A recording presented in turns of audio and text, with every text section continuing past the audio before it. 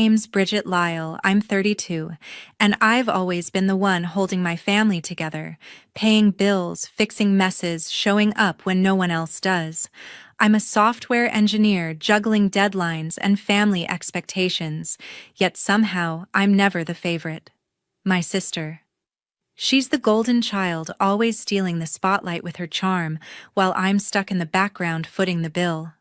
My parents eat it up pretending we're one big happy family, but I've always been the outsider looking in. At her big graduation party, I thought things might change. Then she smirked, pointed to a folding chair by the trash, and said, "Sorry, this table's for family only." I sat there humiliated until the bill came. $4,500. I had a decision to make, one I knew would shatter my family, but in that moment I also knew there was no other way. If you think that was the breaking point, wait until you see what came next. Stick around, you won't want to miss it. A month ago, my mom called me up, her voice all sugar and charm. She said my sister, the family's pride and joy, was graduating with her MBA from Tulane. They wanted to throw her a big party at a fancy French restaurant in New Orleans, the kind with crystal chandeliers and waiters in bow ties. Mom made it sound like a family effort, but I knew what was coming. "You got this right, Bridget?" she asked, not really asking. I sighed and agreed to cover the costs, renting the private dining room, hiring a jazz trio, even getting Kelly a custom engraved watch as a graduation gift. It wasn't cheap, nearly $3,000 up front, and that was before the catering bill. I spent weeks coordinating everything. I called the restaurant manager to confirm the menu: Creole shrimp beef bourguignon, the works. I booked the jazz trio, a local band with a reputation for setting the mood. I even spent hours picking out that watch, making sure it was something Kelly would flaunt. My inbox was flooded with confirmations and my bank account was taking a hit. Meanwhile, Kelly was too busy basking in her new degree to lift a finger. She sent me a text. "Looks good, sis. Make it perfect." I rolled my eyes but kept going. My parents didn't help either. Dad stayed out of it as usual, saying, "You're good at this stuff, Bridget." Mom just kept calling to add more guests. Her book club, Kelly's professors, some couple called the Lesters, who were parents of Kelly's MBA classmates. The pressure was on. My job as a software engineer was already kicking my butt, late nights, debugging code, early mornings with clients. But family comes first, right? That's what I told myself as I juggled work and party planning. I'd always been the one to step up, whether it was paying for Dad's car repairs or covering Mom's medical bills last year. Kelly, though, she'd breeze in, flash a smile, and get all the praise. I figured this party might be different. Maybe they'd see how much I was putting in. My Aunt Mom's sister warned me not to expect much. "They've always got blinders on for Kelly," she said over coffee one morning. I shrugged it off, but her words stuck with me. The week before the party, I double-checked everything. The restaurant sent me a contract, $4,500 for the catering alone, due at the end of the night. I winced, but figured I'd handle it like always. I told Mom, and she just said, "You're a lifesaver, Bridget." Kelly called once asking if I could add a champagne toast. "Make it classy," she said, like I was her personal assistant. I bit my tongue and added it to the list. My aunt called too, offering to help, but I told her I had it under control. She didn't push, just said, "Don't let them walk all over you, kid." I laughed, but deep down I was starting to feel the weight.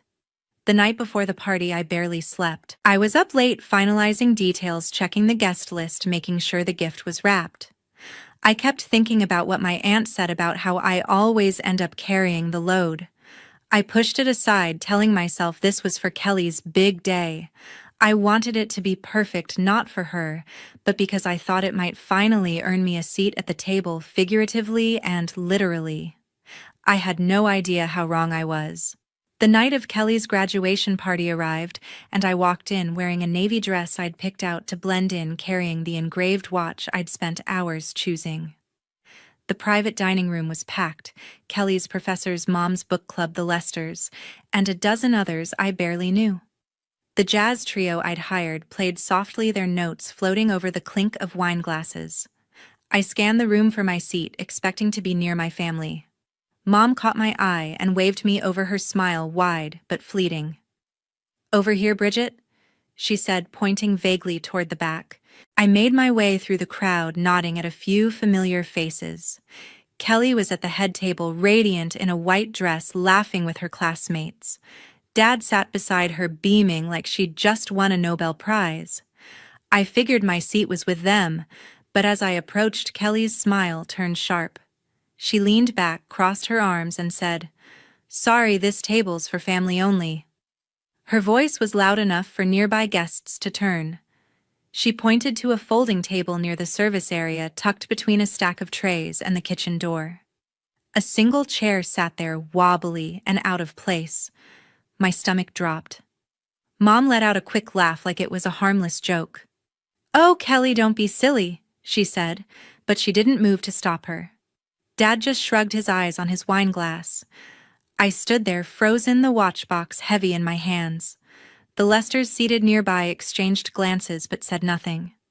I felt every eye in the room on me, or maybe it just seemed that way. My face burned, but I forced my legs to move. I walked to the folding table, set the gift down, and sat. The chair creaked under me, and the smell of kitchen grease hit my nose. The jazz trio kept playing, oblivious. I tried to focus on the party, but it was like watching through a fog. Kelly held court, toasting with champagne I'd added to the menu at her request. Guests fawned over her, congratulating her on her MBA. Mom kept circling the room, playing the proud mother, while Dad stayed glued to Kelly's side. I caught snippets of their chatter, how Kelly was destined for greatness, how she'd land a top job. No one mentioned me, not even a thank you for pulling the night together. I sipped my water, the glass sweaty in my hand, and told myself to stay calm. Aunt Agnes arrived late, her heels clicking as she entered. She spotted me and frowned, her eyes narrowing as she took in my setup. "What's this nonsense?" she muttered loud enough for Mom to hear. Mom rushed over, whispering something I couldn't catch, but Agnes brushed her off. She pulled up a chair from another table and sat beside me, her perfume cutting through the kitchen smells. "You don't belong here, Bridget," she said quietly. I thought she meant the party, but she added, "Not at this sorry excuse for a table." I managed a weak smile, grateful for her presence. The night dragged on. Waiters bustled past my table, balancing trays of Creole shrimp and beef bourguignon. One nearly knocked over my glass, muttering an apology before hurrying off. I watched Kelly open gifts at the head table, her laughter ringing out as she showed off a necklace from Mom and Dad. When she got to my watch, she held it up, briefly said nice, and set it aside without a glance my way. My chest tightened. I'd spent weeks making this night perfect, and here I was, parked by the service door like an afterthought. I kept my head down, picking at my plate, but anger was simmering. Every laugh from the head table felt like a jab. Mom stopped by once, saying, "You okay, honey?" but her eyes were already back on Kelly. I nodded, not trusting my voice. Agnes stayed with me, her silence more comforting than any words. She caught Kelly's eye once and gave her a look that could have stopped traffic, but Kelly just smirked and turned away. I gripped my fork, my knuckles white, wondering how I'd let myself end up here again. As the jazz trio wrapped up their final set, the restaurant manager approached the head table, a leather folder in his hand. The party was winding down, guests sipping their last glasses of champagne, their voices a low hum. I sat at my folding table, still nursing a glass of water, my anger from Kelly's earlier jab simmering but contained. Agnes sat beside me, her sharp eyes scanning the room. The manager cleared his throat, catching Mom's attention. He opened the folder and slid it toward her. "The bill for the evening," he said politely. $4,500 due tonight." Mom's smile faltered. She glanced at Dad, who shifted uncomfortably in his seat. Kelly, mid-conversation with a professor, barely looked up. The manager weighted his pen, tapping the folder. Mom leaned toward Kelly, whispering something, but Kelly just shrugged her eyes, flicking toward me. I caught her gaze, and for a split second I saw it, the assumption that I'd handle it like always. Mom turned to me, her voice carrying across the room. "Bridget, honey, you've got this right." The air felt heavy, every guest's attention shifting my way. My heart pounded, but something inside me snapped. I stood up, my chair scraping against the floor. "Not this time, Mom," I said, my voice steady despite the knot in my chest. I looked at Kelly, then at the manager, and said, "Not my table." The words hung in the room, sharp and final. Kelly's smile froze. Dad's wine glass paused halfway to his mouth. Mom's eyes widened, her hand clutching the tablecloth. The manager blinked, unsure what to do. "Ma'am," he started, looking at Mom. "The payment is due now." Mom stammered. "But, Bridget, you always—" I cut her off. "I paid for the venue, the band, the watch. $3,000 up front. This one's on you." Gasps rippled through the room. The Lesters seated nearby leaned forward, their faces a mix of shock and curiosity. Kelly laughed nervously, trying to play it off. "Sis, come on, don't make a scene," she said, her voice tight. Agnes stood up beside me, her presence like a wall. "A scene," she said, her tone cutting through Kelly's fake cheer. "You're the one who parked your sister by the kitchen door, Kelly. You don't get to call this a scene." She turned to Mom and Dad. "And you two laughing along like it's nothing, shame on you. Bridget's been carrying this family for years and you treat her like a doormat." The room went silent, the jazz trio's absence making every word echo. Mr. Lester coughed, shifting in his seat while Mrs. Lester whispered something to her husband. Kelly's face turned red. "That's not fair," she snapped, standing up. "This is my night, Agnes. Bridget's just being dramatic." I shook my head, feeling a strange calm. "Dramatic?" I said. "I spent weeks making this perfect for you. I paid for half this party out of my own pocket. And you couldn't even give me a seat at your table." I turned to the manager. "They'll handle the bill. I'm done." I grabbed my purse and the watch box, leaving it unopened on the table. Mom rushed toward me, her voice low and frantic. "Bridget, please, we'll sort this out. Don't embarrass us." I met her eyes, seeing the panic but no real regret. "I'm not the one who's embarrassed," I said. Dad finally spoke, his voice gruff. "Bridget, sit down. We're family." I almost laughed. "Family," I said. "You made it clear where I stand." I nodded at Agnes, who gave me a small, proud smile. The Lesters stood up, Mr. Lester pulling out his wallet. "We'll cover part of it," he said, his voice firm. "But Kelly, this isn't right." Kelly's jaw dropped. "You don't have to," she started, but Mrs. Lester cut her off. "We expected better from you," she said, her tone icy. The other guests murmured, their eyes darting between us. Kelly's professor, who'd been praising her all night, looked away, his face unreadable. Agnes walked with me toward the exit, her hand on my shoulder. "You did good, kid," she whispered. I glanced back one last time. Kelly was arguing with the manager, her voice rising. Mom was pleading with the Lesters, her hands waving. Dad stared at his plate, silent. The laughter that had filled the room earlier was gone, replaced by a tense, awkward hush. I walked out of the restaurant with Agnes, the New Orleans night wrapping around us like a warm blanket. My phone buzzed almost immediately. Mom's name flashed on the screen. I let it go to voicemail, my hand steady for the first time that night.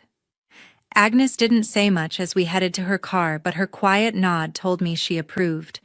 Back inside, I could only imagine the chaos unfolding.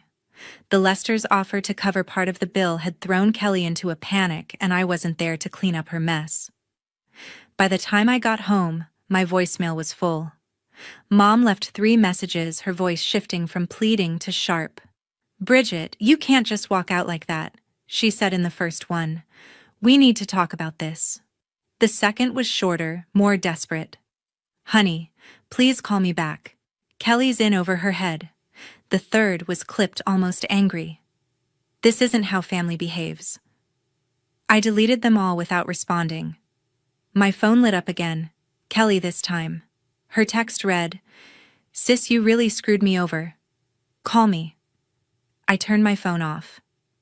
The next morning, Agnes called to fill me in. After I left the restaurant, manager had grown impatient, hovering over the head table with the unpaid bill. Kelly tried to charm her way out, flashing her usual smile, but it didn't work. The Lesters, who'd initially offered to help, backed off completely. Mr. Lester had pulled Kelly aside, his voice low but firm. "We thought you were responsible," he told her, according to Agnes. "This kind of behavior doesn't sit well with us." Mrs. Lester had nodded, her disappointment clear. They left shortly after, leaving Kelly to face the $4,500 tab alone. Kelly didn't have that kind of money. Her MBA was funded by loans, and her savings were thin from years of leaning on me for extras, dinners, trips, even her car payments. Agnes said Kelly scrambled to pull out credit cards, her hands shaking as she handed them over. One card got declined, and she had to call a friend to transfer money on the spot. The humiliation was written all over her face. Agnes told me and the other guests, professors, classmates, Mom's book club, watched in awkward silence. Dad stayed quiet, his usual tactic, while Mom tried to smooth things over, telling everyone it was a misunderstanding. No one bought it. By noon, Mom was blowing up my phone again. I let every call go to voicemail, each one sounding more frantic. "Bridget, we're family," she said in one message. "You can't just abandon us like this." I didn't feel abandoned. I felt free. For years, I'd been the one bailing them out, from Dad's car repairs to Kelly's shopping sprees. This time, I wasn't budging. I texted Mom once, short and clear. "Handle it yourselves. I'm done." She didn't reply after that, probably too shocked to know what to say. Agnes stopped by my apartment that afternoon, a coffee in hand for each of us. She didn't sugarcoat things. "Kelly's in a hole now," she said, sitting on my couch. "The Lesters were supposed to introduce her to some big-shot recruiter for a corporate job. After last night, they're not so keen." I nodded, sipping my coffee, feeling a mix of relief and guilt. Agnes caught my expression and leaned forward. "Don't you dare feel bad, Bridget," she said. "You gave them everything and they pushed you aside. They're reaping what they sowed." I spent the rest of the day fielding emails from work, trying to focus on my own life. My inbox had a message from one of Kelly's classmates, someone I'd met briefly at the party. She wrote, "I heard what happened. You didn't deserve that. Kelly's been telling everyone you overreacted, but most of us saw through it." I didn't reply, but it felt good to know not everyone was on Kelly's side. Another text came in from Mom later that evening. This one softer. "Can we talk, honey? We didn't mean to hurt you." I stared at it for a long time before deleting it. Words were cheap, and I was tired of their promises. Kelly's calls kept coming over the next few days, each one more desperate. "Sis, I need to borrow some cash," she said in a voicemail. "I'll pay you back, I swear." I didn't call back. I'd heard that line before too many times. Dad sent a single text, "You're breaking your mother's heart." I didn't respond to that either. Agnes was right, they'd taken me for granted for too long, and I wasn't going back. The weight of their expectations was gone, and I wasn't about to pick it up again. A few weeks after the party, my life started to shift in ways I hadn't expected. I'd blocked Mom, Dad, and Kelly's numbers, tired of their voicemails and texts begging for reconciliation. The silence was strange at first, but it gave me room to breathe. I threw myself into work, taking on extra projects as a software engineer to keep my mind busy. One evening, while scrolling through my email, I found a message from Agnes with a link to a local news site. The subject line read, "You might want to see this." I clicked the link, and there it was, a piece written by Agnes herself, published in a New Orleans community paper. She didn't name names, but anyone who'd been at the party could connect the dots. The article, titled "Family Values or Family Facade," called out the hypocrisy of those who parade their success while stepping on the ones who lift them up. Agnes described a golden child who'd humiliated her own sister at a lavish event, backed by parents who turned a blind eye. She wrote about the unsung heroes in families, the ones who pay the bills and keep the peace, only to be cast aside. The comment section was flooded. Some praised the honesty, others speculated about who it could be. I knew Kelly would see it, and I knew it would sting. It did more than sting. Agnes called me a few days later to share the fallout. Kelly had been in talks with a top consulting firm, a job the Lesters had helped her land through their connections. The firm's recruiter, a reader of the local paper, had seen Agnes's article and started asking questions. Kelly's classmates, still buzzing about the party, filled in the blanks. The recruiter decided Kelly wasn't a cultural fit, and the offer was pulled. Kelly was devastated, Agnes said, scrambling to apply for lower-tier jobs to cover her mounting debt from the party and her loans. I felt a twinge of pity, but it passed quickly. Kelly had made her choices, and I wasn't responsible for fixing them. Mom and Dad didn't take it well either. Agnes told me they'd been calling her non-stop, demanding she retract the article. "They're embarrassed," she said, her voice dry. "Not sorry, just embarrassed." Mom even showed up at Agnes's house, tearfully claiming I'd torn the family apart. Agnes shut her down, telling her the family had been broken long before I walked away. Dad sent me a letter in the mail, a rare move for him, pleading for me to come to a family dinner to work things out. I read it once, then tossed it in the trash. Their words felt hollow, more about saving face than making amends. Meanwhile, I was building something new. I'd been toying with an idea for a tech startup, a platform to help small businesses manage remote teams. The party had lit a fire under me, not anger, but clarity. I didn't need my family's approval to succeed. I pitched the idea to a former colleague who loved it and offered to co-found the company. We spent weeks drafting plans, meeting investors, and coding prototypes. By the end of the month, we'd secured our first round of funding, enough to quit my day job and go all in. I named the company Anchor, a nod to being my own foundation, not someone else's. Kelly's life kept unraveling. A mutual friend told me she'd moved back in with Mom and Dad, unable to afford her apartment after the job loss. She'd taken a part-time gig at a local cafe, a far cry from the corporate career she'd bragged about. Her social media went quiet, no more posts about her MBA or glamorous nights out. I didn't gloat, I just didn't care anymore. My focus was on Anchor, which was gaining traction faster than I'd hoped. We landed a feature in a tech blog, and suddenly I was the one getting calls from recruiters, not Kelly. Mom tried one last time to reach me, leaving a voicemail through a friend's phone to bypass my block. "Bridget, we're so proud of you," she said, her voice shaky. "Can't we just put this behind us?" I listened, then deleted it. Proud. They'd never said that when I was paying their bills or planning their parties. Agnes backed me up, saying, "They only want you back because you're shining without them." She was right.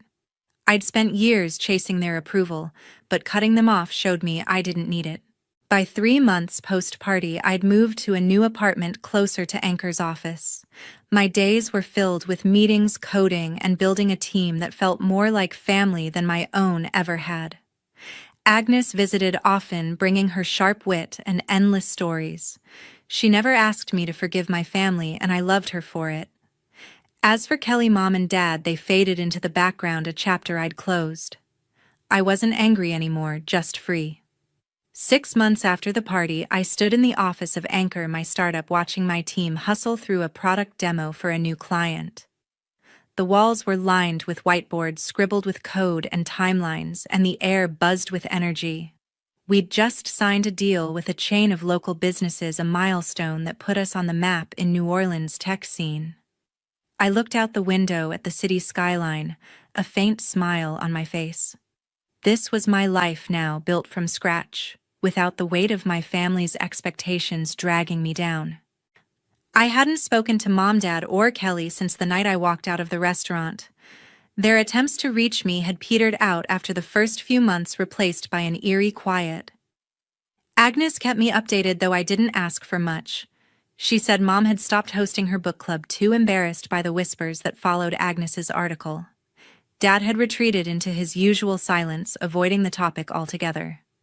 Kelly, from what I heard, was still at the cafe, picking up extra shifts to chip away at her debt. I didn't check her social media or ask for details. That part of my life was over, and I'd made peace with it. Looking back, the party was a turning point, but not in the way I'd expected. When Kelly told me, "Sorry, this table's for family only." It wasn't just a jab, it was a mirror. It showed me how I'd let myself be pushed aside not just that night, but for years. I'd spent so long trying to prove my worth to people who didn't see it, thinking if I gave enough, paid enough, did enough, they'd finally value me. But standing up that night saying, "Not my table," wasn't just about the bill. It was about choosing myself. The biggest lesson I learned wasn't about revenge or proving them wrong. It was about boundaries. I realized family isn't a blank check you keep writing no matter how much it costs you. It's okay to walk away from people who take you for granted, even if they share your blood. Agnes taught me that not with words, but by standing by me when I needed it most. She was my family now, not because of obligation, but because of respect. My team at Anchor was too. They believed in me not because of what I could do for them, but because of what we could build together. There were moments I doubted myself.